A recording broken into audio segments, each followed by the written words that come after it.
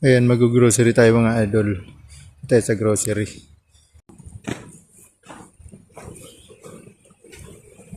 Talagang grabe ang lamig yung tulay. Puro snow. Oh, ang ilog. Grabe. Nagyelo na mga idol ang ilog. Ayan. Talagang grabe yung lamig dito ngayon mga idol.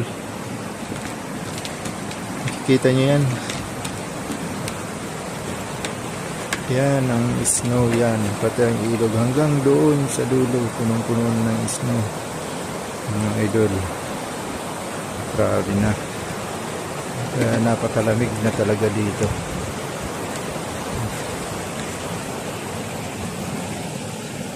Ayan ang ilog. So, grabe.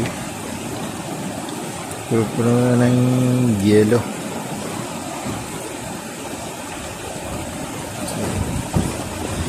Konti na lang ang hindi nagyayelo. Ayan, konti na lang.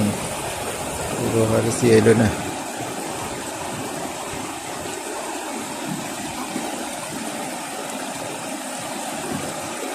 Ganyang kalamig dito sa Czech Republic. Ang grabe. Pag nag-snow dito. Kaya sinasabi ko palagi yung mga Pilipino na gustong pupunta dito sa Czech, magdala ng makapal na jacket, saka guantes, saka bonnet.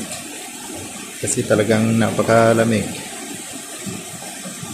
Matagal pang lamig dito mga hanggang winter dito hanggang April pa. Ang summer, konti lang. Mga 4 na buwan lang ang summer. Mga May, June, July, August, mga ganun lang. Yan. Hanggang doon, ayun, sa dulo. Grabe ng snow.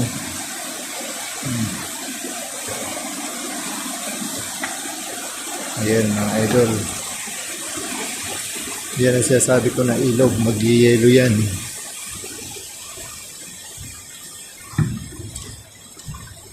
Pati yung sa loob ng bakuran na yan, damo yan, mga damuhan. Yun, yelo na. Snow na. Grabe.